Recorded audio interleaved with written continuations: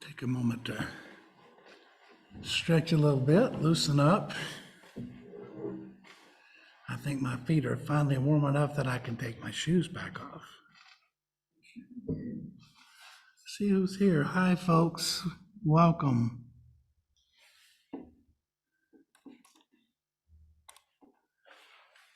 Get the mic back on.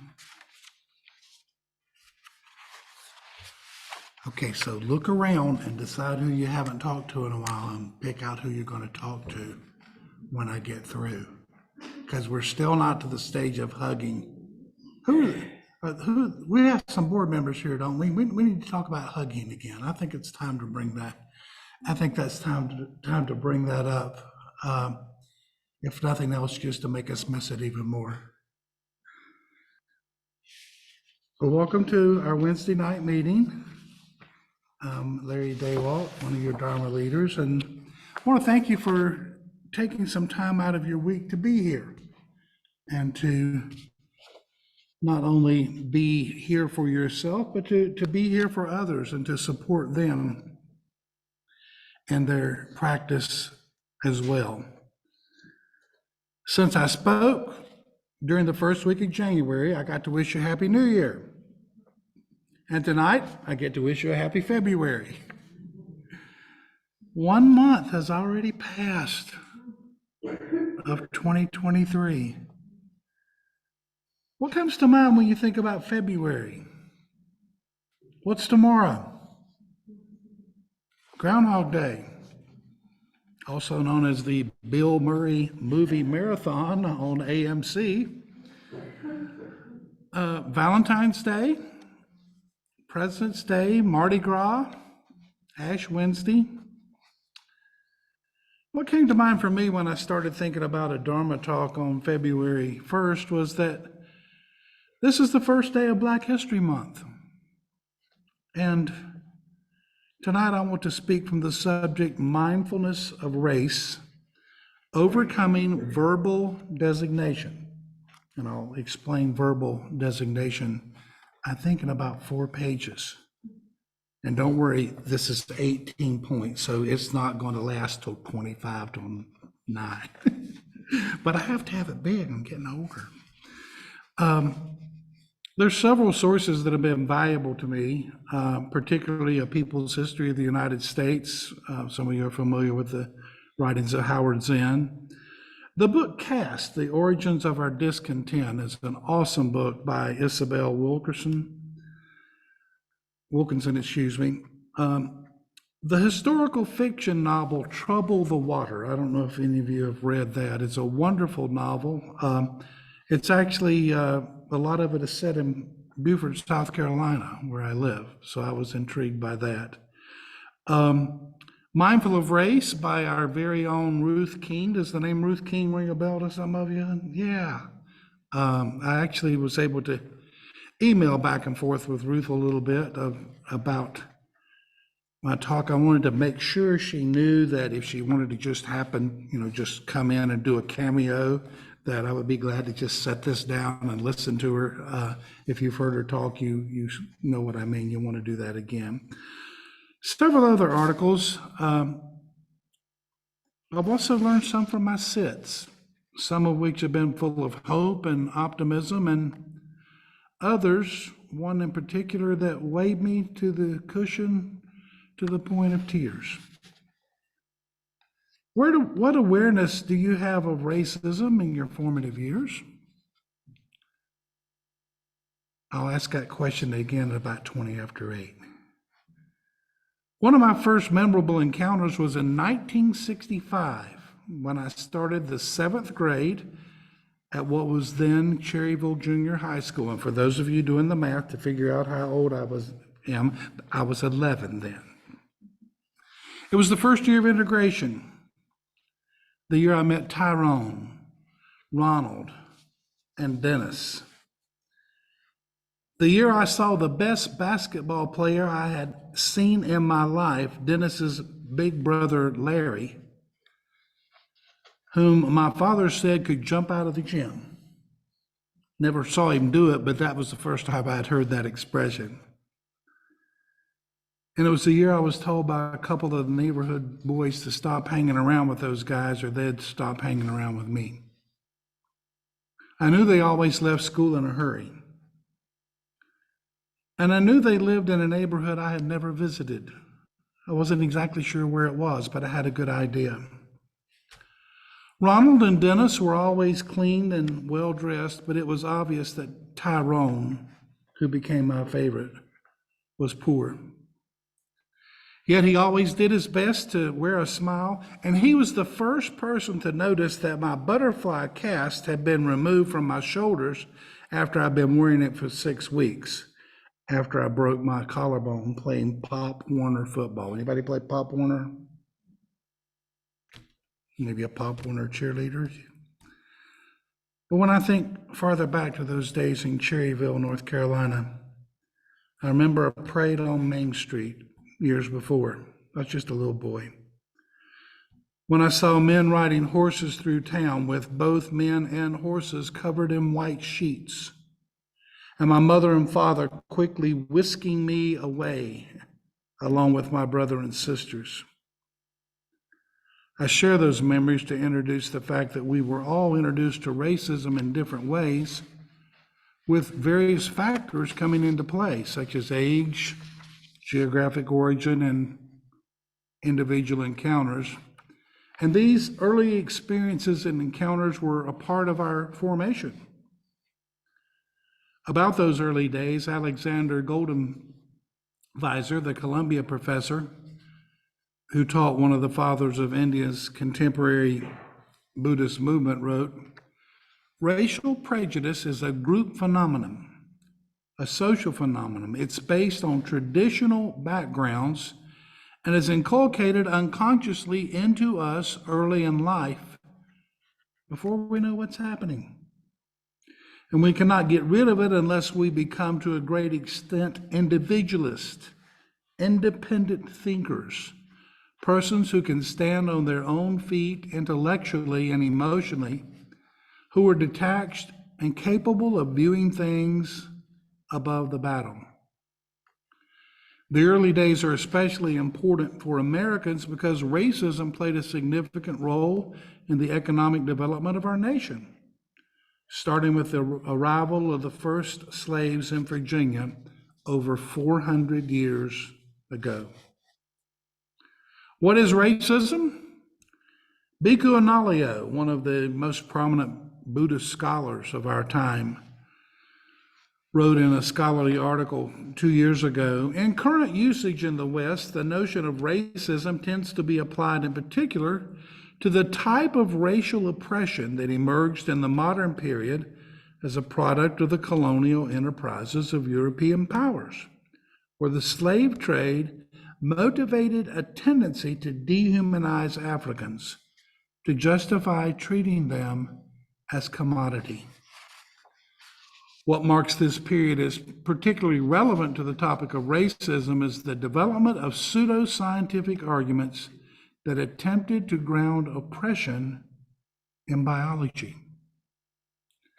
It was the creation of a new caste system, as defined in the 2020 book, Caste, by Isabel Wilkinson. A caste system is an artificial construction, a fixed and embedded ranking of human value that sets the presumed supremacy of one group against the presumed inferiority of other groups.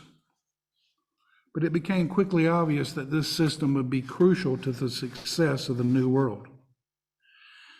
In his book, A People's History of the United States, I don't know if any of you have read this or not, but it's a fascinating history, and it's something that I was not taught as a boy. Can everybody see it? Just type that into Amazon and off you go. Howard Zinn wrote, "There is not a country in world history in which racism has been more important for so long a time as the United States." I cringed the first time I read that sentence, and I felt even worse as I read one particular chapter that was filled with various accounts of how slaves were brought to the United States in ships. Dr. Zinn wrote, "The height sometimes between decks, was only about 18 inches, so that the unfortunate human beings could not turn around or even on their sides, the elevation being less than the breadth of their shoulders. And here they are, usually chained to the decks by the neck and legs. In such a place, the sense of misery and suffocation was so great that they were driven to frenzy. I could go on and on with passages that would take us deeper into despair, but it was done, and one of the chief reasons was the need for labor to work this fertile land and make the profits. And there simply was not enough labor to plant and to harvest. So the enslavement of human beings became a necessity, and it was perpetrated for generations. The new country was literally divided into black and white, regardless of previous nationality. The prolific writer James Baldwin once said, "No one was white before he or she came to America. They were French, they were Italian, they were German, they were Russian." That's where it happened more than anywhere else. But the question of differences in humans have been asked years and years before, including the time of the Buddha. And this is one of my discoveries. In an article on the oneness of spiritual liberation and social justice, Zen priest Hosen Alan Sanuk reveals the Buddha's view on differences in the human species, as written in the Vasetha Sutta. It's in the Manajja Nikaya, and it's also in the Sutta Nipata, which is this book. It is 3.9 there. Two young Brahmins, Bharadvaja and Vasetha, were walking in the forest near where the Buddha was staying. The two were discussing, how is one a Brahmin? The word Brahmin means various things in ancient and contemporary India. It designates a person of the highest priestly caste, and also designates a person of good and moral spiritual character, one whose actions are pure and beneficial. The Brahmin student Bharadvaja said, when one is well born on both sides of pure maternal and paternal descent, 7 generations back, unassailable and impeccable in respect of birth, then that one is a Brahmin. The other one, Vasetha, said, when one is virtuous and fulfills the observances, that one is a Brahmin. Neither could convince the other, so instead, they decided to visit the Buddha to see what he thought. After offering customary expressions of respect, they explained their various positions as a question to the Buddha,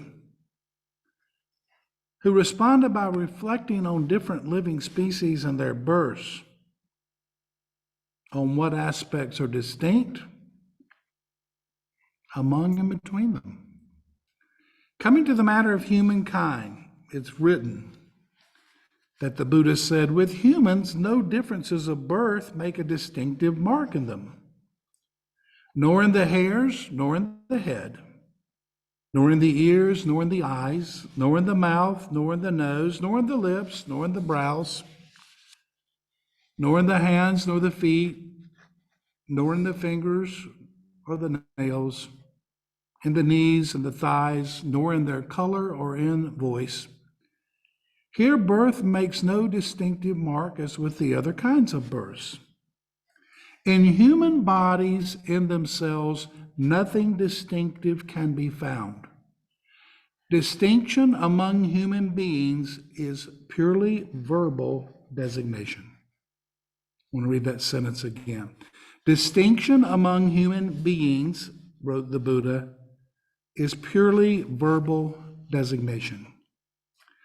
Geneticist Craig Venter, a pioneer in genetic mapping, said basically the same thing in the year 2000. Race is a social concept, not a scientific one. From those social concepts, a lot of conclusions are made, but they're not accurate. Arthur Toni Morrison wrote, "Race is the least reliable information you can have about someone. It's real information, but it tells you next to nothing." So where do we get our information?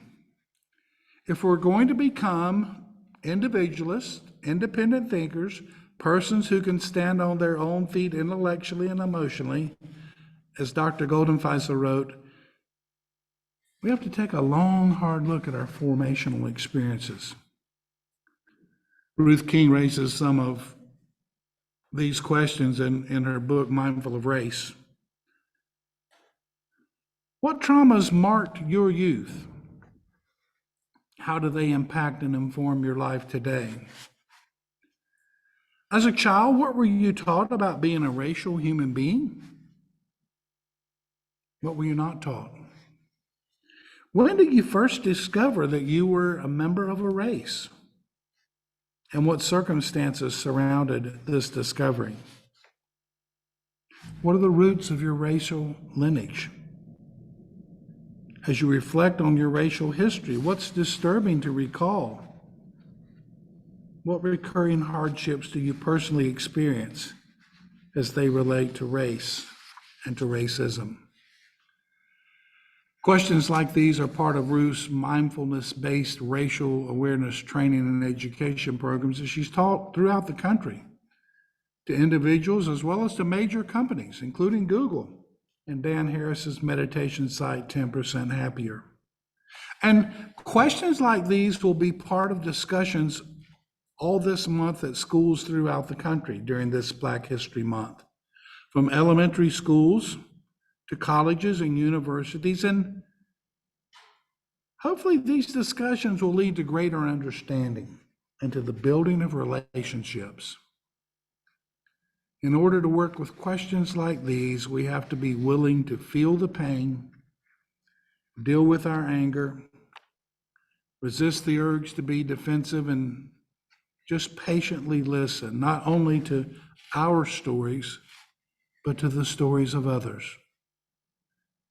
We have to acknowledge our helplessness and give ourselves loving kindness and compassion for our journey. But we must keep journeying, building relationships with those who are like-minded and those who are not like-minded. And we have to let insight guide us to see that we aren't just one way. Sometimes we're both. Sometimes we have been both, oppressed and oppressor, full of joy as well as oozing sorrow. Thich Nhat Hanh wrote this beautiful poem, "Please call me by my true names. Don't say I will depart tomorrow, even today, I am still arriving. Look deeply. Every second I am arriving to be a bud on a spring branch, to be a tiny bird with still fragile wings, learning to sing in my new nest, to be a caterpillar in the heart of a flower, to be a jewel hiding itself in a stone. I still arrive in order to laugh and to cry, to fear and to hope. The rhythm of my heart is the birth and death of all that is alive. I am the mayfly metamorphosing on the surface of the river, and I am the bird that swoops down to swallow the mayfly. I am the frog swimming happily in the clear water of a pond, and I am the grass snake that silently feeds itself on the frog. I am the child in Uganda, all skin and bones, my legs as thin as bamboo sticks, and I am the arms merchant selling deadly weapons to Uganda. I'm the 12-year-old girl refugee on a small boat who throws herself into the ocean after being raped by a sea pirate. And I am the pirate, my heart not yet capable of seeing and loving. I'm a member of the Politburo with plenty of power in my hands, and I am the man who has to pay his debt of blood to my people dying slowly in a forced labor camp. My joy is like spring, so it makes flowers bloom all over the earth. My pain is like a river of tears, so vast it fills the four oceans. Please call me by my true names, so I can hear all my cries and my laughter at once, so I can see that my joy and pain are one. Please call me by my true name so I can wake up, and so the door of my heart can be left open, the door of compassion. We made progress, but tomorrow could bring yet another story of a senseless act of racism. It could be happening this very minute. It's still a dangerous world, a dangerous country, a dangerous state, a dangerous city for many, many people. One of my dear friends, a nurse where I work, said just a few weeks ago as she and her husband were having dinner with us, Larry, one of the biggest fears I have every day as a parent is the realization that I am raising a boy with brown skin. I know that boy. He's a cute boy. He's kind, he's loving, he has a beautiful smile. I want him to grow up. He deserves to grow up. And I want to do whatever I can to make sure he gets to grow up. You may say I'm a dreamer, John Lennon wrote, but I'm not the only one. I hope someday you'll join us and the world will live as one.